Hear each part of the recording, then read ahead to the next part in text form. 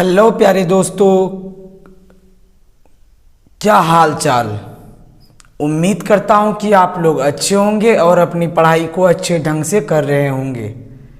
जैसा कि आप लोगों को पता है, आज हम आप लोगों के लिए फिजिक्स का पार्ट 2 लेके आए हैं। मैंने पिछले लेक्चर में आपको किरणपुंज के बारे में लास्ट बताया था, तो आज मैं आप लोगों के लिए पारदर्शी पदार्थ, पारभासी पदार्थ और अपारदर्शी पदार्थ के बारे में बताने आया हूँ। और बहुत सारे टॉपिक जैसे प्रकाश का परावर्तन और परावर्तन के नियम, इन सब के बारे में आज बताने वाला हूँ। तो सबसे पहले जान लेते हैं क्या पारदर्शी पदार्थ। क्या पारदर्शी पदार्थ, आप लोग ध्यान से इसको देखिए। जिस तरह से नोट्स बनाए हैं सेम टू सेम आप उसी तरह बनाइए, आपको पढ़ने में आसानी होगा और जो है कम जगह में ज़्यादा बेटर कर पाएंगे आप। तो आप देख सकते हैं पारदर्शी पदार्थ वे पदार्थ जिनसे होकर प्रकाश आसानी से पार कर जाता है, पारदर्शी पदार्थ कहलाता है। क्या कहलाता है? पारदर्शी पदार्थ कहलाता है। जैसे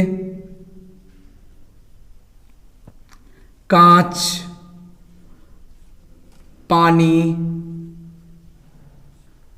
हवा आदि। ये सब किसका एग्जाम्पल है? ये पारदर्शी पदार्थ का एग्जाम्पल है। किसका एग्जाम्पल है? पारदर्शी पदार्थ का एग्जाम्पल है। अब बात करते हैं आगे कि भाई पारभासी पदार्थ। क्या? पारभासी पदार्थ वे पदार्थ जो उन पर पड़ने वाले प्रकाश के एक छोटे से भाग को ही अपने से होकर जाने देते हैं, पारभासी पदार्थ कहलाता है। पारभासी पदार्थ में जैसे होता नहीं कि प्रकाश जब इस पार से इस तरह से जलाते हैं तो उधर जो है ना हल्का सा धुंधला दिखाई देता है, प्रकाश हल्का सा प्रकाश पार कर पाता है, इसे ही पारभासी पदार्थ कहते हैं। इसमें जैसे में हो जाएगा क्या? इसमें हो जाएगा जैसे में तेल लगा हुआ कागज, तेल लगा कागज, और हो जाएगा बैलून, ये सब हो जाएगा। ठीक है, आप इसको ध्यान में रखिएगा। अब आगे बात करते हैं क्या अपारदर्शी पदार्थ के बारे में। किसके बारे में बात करते हैं? अपारदर्शी पदार्थ के बारे में। वे पदार्थ जो अपने से होकर प्रकाश नहीं जाने देते हैं अपारदर्शी पदार्थ कहलाते हैं। जैसे लकड़ी हो गया, जैसे लकड़ी हो गया, ईंट हो गया, यानी कि ऐसे से बहुत सारी चीज है।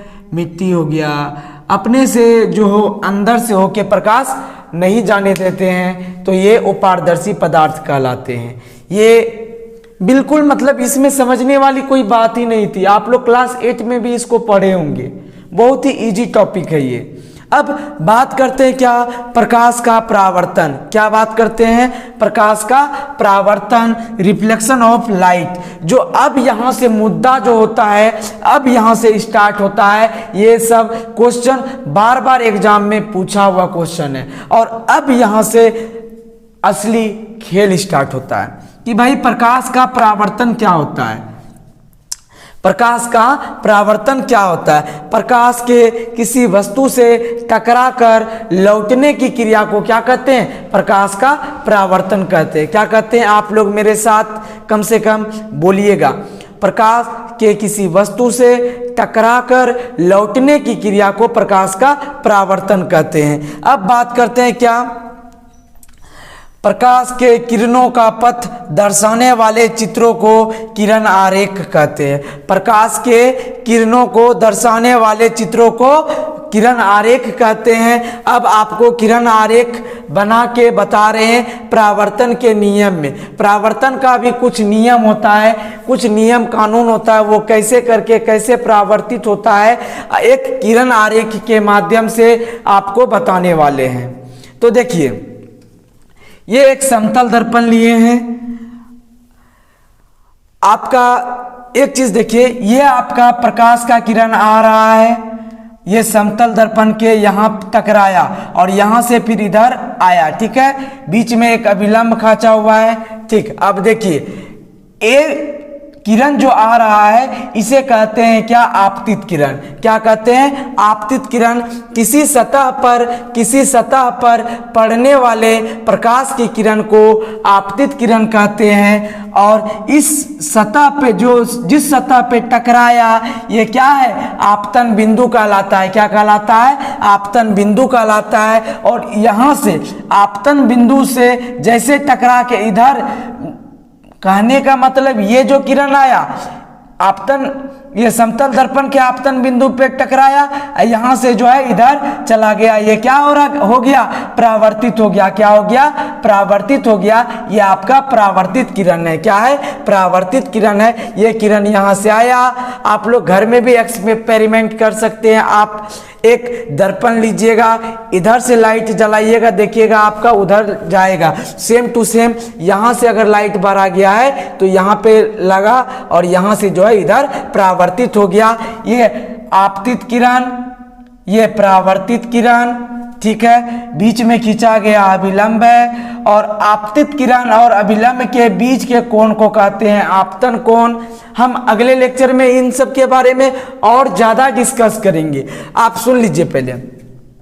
आपतित किरण और अभिलंब के बीच के कोण को आपतन कोण कहते हैं। परावर्तित किरण और अभिलंब के बीच के कोण को परावर्तन कोण कहते हैं। ये परावर्तन का नियम है। क्या है? परावर्तन का नियम है। जब हम दर्पण के बारे में किरण आरेख खींचने के लिए सीखेंगे तो उसमें इसी नियम का काम होगा, इसी के बारे में काम होगा कि भाई कैसे कैसे क्या होता है, कैसे करके परावर्तन होता है। देखिए आप लोग यहाँ से, इसका मतलब है क्या? ये आपतन, ये कोण, ये यहाँ से आया ना, जिस कोण से इधर से यहाँ पे टकराया उसी कोण से इधर गया, मतलब ये कोण और ये कोण आपस में बराबर होता है। जब हम बताएंगे जब परावर्तन के दो नियम होता है, हम दो नियम को बताएंगे। सबसे पहले मोटा मोटी सुन लीजिए, आप मेरा बात मोटा मोटी सुन लीजिए, जो आपको हम यहाँ पे बताने वाले हैं अगले लेक्चर में, आप उसको सुनिए।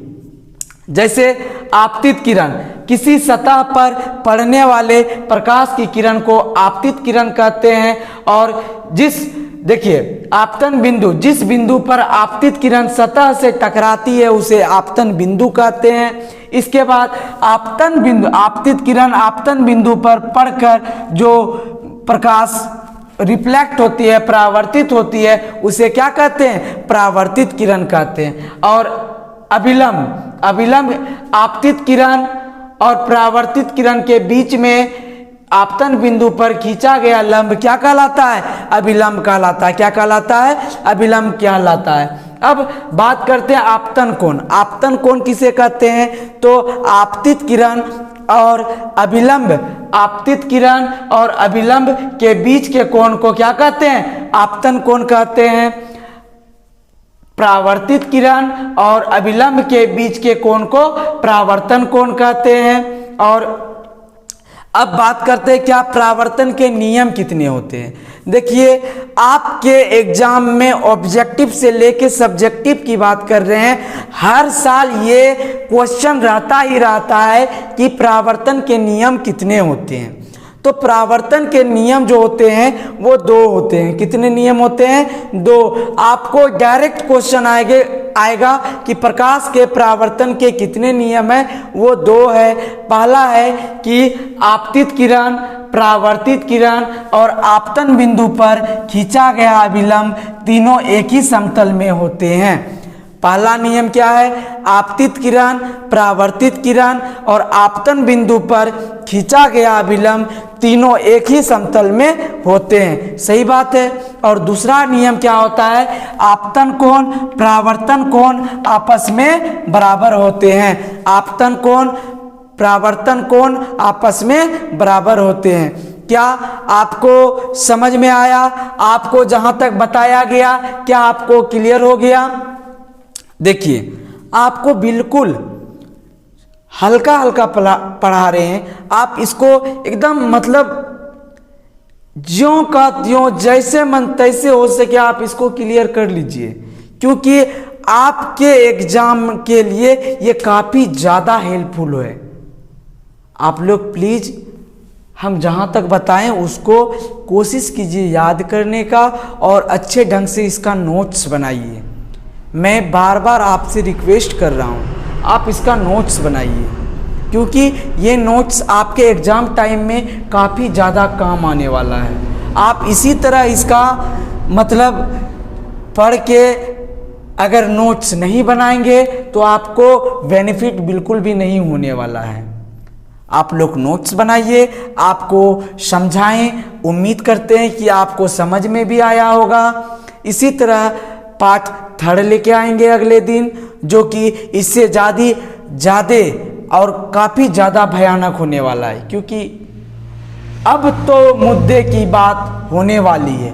पहले तो जो बात था आपने पहले भी पढ़ा होगा, लेकिन अब जो पढ़ना है ना, मतलब नया नया चीज़ देखने को मिलेगा, प्लस में आपको वो पढ़ने के लिए माइंड लगाना पड़ेगा, दिमाग लगाना पड़ेगा। लेकिन आपको टेंशन लेने की कोई आवश्यकता नहीं, क्योंकि हम हैं आपके साथ। हम आपको बताएंगे कैसे आपको क्या करना है आगे। समझ में आ गया? तो आप लोग इतना कर लीजिएगा। बहुत बहुत धन्यवाद कि आप लोगों ने इस क्लास को इतना अहम बनाया और इस क्लास को देखा। ठीक है, मिलते हैं अब नेक्स्ट डे। धन्यवाद।